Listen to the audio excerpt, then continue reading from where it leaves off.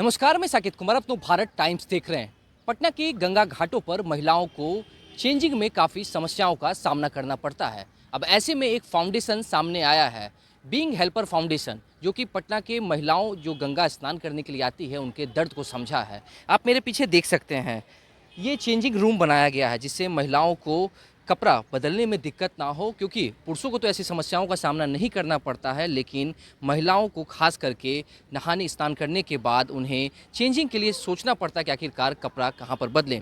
Bing helper foundation की तरफ से हमारे साथ कुछ लोग जुड़े हुए हैं, इनसे जानते हैं आखिरकार ये आइडिया कहाँ से आया और कैसे उन्होंने सोचा और कहाँ से कहाँ तक ये व्यवस्था की जा रही है। ये बताइए कि सबसे पहले आपने ये जो इनिशिएटिव लिया है, कैसे आइडिया है इसका? देखिए, हम लोग गंगा घाट सफाई अभियान पिछले 7 साल से कर रहे हैं। जी।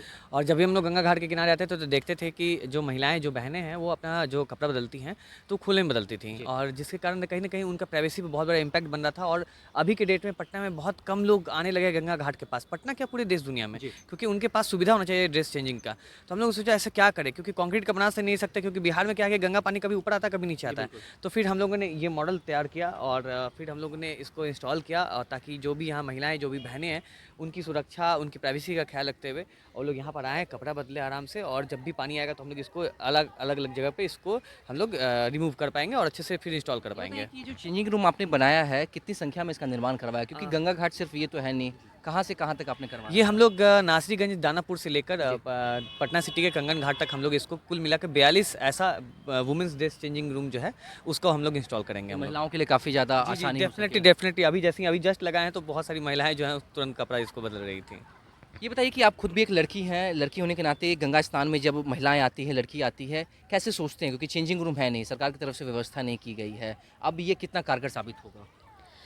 जैसे कि आपको पता है कि जब यहाँ पे ड्रेस चेंजिंग रूम नहीं है सारे घाटों पे, तो जब लड़कियाँ आती हैं यहाँ पे गंगा स्नान के दौरान, तो वो बहुत ज़्यादा अनसेफ फील करती है। और आजकल डिजिटल ज़माना है, तो फिर सब लोग कोई भी वीडियो बना के डाल सकता है अपलोड, उनके सेफ्टी पे बहुत बड़ा इम्पैक्ट पड़ता है। तो यहाँ पे चेंजिंग रूम होने से ये होगा कि ये लोग अपना सेफली चेंज कर सकते हैं। और ज़्यादा से ज़्यादा कई लड़कियाँ ऐसी होती है जो गंगा स्नान के द्वारा आती है, तो वो स्नान नहीं करना चाहती क्योंकि उनके पास कोई चेंजिंग रूम नहीं होता है, वो सेफ फील नहीं करती दुविधा है। में रहती है। हाँ, कि हम नहाएं या ना नहाएं, क्योंकि फिर चेंज कैसे करेंगे हम लोग, यहाँ पे सेफ़ नहीं है, बहुत लोग देख रहे हैं। तो ये चीज़ के लिए अब इसके बनने के बाद एक तो बहुत बड़ा इम्पैक्ट ये होगा कि वो लोग बेफिक्र होकर नहा सकती हैं, और क्योंकि चेंजिंग रूम यहाँ रहेगा। दूसरा, ये जो चेंजिंग रूम है, आप इसमें देख सकते हैं कि यहाँ पे प्रिंट आउट है नो पॉल्यूशन करके, नो प्लास्टिक यूज़ करके। तो इससे क्या होगा कि पॉल्यूशन रिड्यूस होगा और ज़्यादा से ज़्यादा लोग अवेयर हो पाएंगे। एक काम आपने किया और उससे 2 मैसेज जा रहा है। दो एक तो impact महिलाओं होता है। को सुविधा मिल रही है, कपड़ा बदल सकते हैं, साथ ही साथ लोगों को जागरूक भी किया जा रहा है जी, गंगा सफाई को लेकर। हाँ, इसके थ्रू अवेयरनेस भी हम लोग स्प्रेड कर रहे हैं। जी।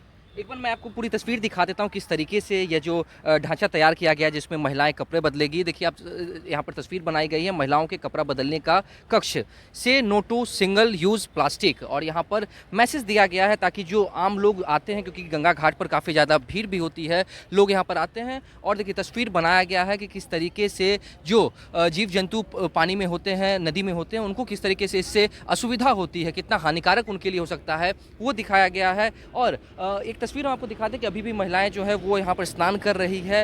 उसके अब उनके लिए एक चेंजिंग रूम है, एक तरह से कह सकते हैं कि ये बड़ी सौगात जो है बीइंग हेल्पर फाउंडेशन की तरफ से दिया गया है। और तमाम साथी जो है वो यहाँ पर एकजुट हैं। और इनसे हम और भी जानते हैं, क्योंकि इन्होंने जिस तरीके से कहा कि पटना, दानापुर, नासरीगंज से लेकर कंगन घाट तक ये व्यवस्था की गई है, ये बताइए कि ये व्यवस्था अब लग रहा है कि महिलाओं के लिए बहुत कारगर साबित होने वाला है। हाँ, बहुत कारगर साबित हो। आगे चल के हमारे जितने महिला लोग यहाँ ड्रेस चेंज कर सकती हैं, और भी जो आगे फ्यूचर में भी काम रहे, और अवेयरनेस ड्राइव भी कर सकते हैं। हमारे जैसे गंगा इनिशिएटिव से भी अवेयरनेस कर रहे हैं। ये आपने एक गंगा को क्लीन करने का भी मैसेज दिया है लोगों को, एक तरह से वो भी अब लोग जागरूक होंगे और गंदगी नहीं फैलाएंगे।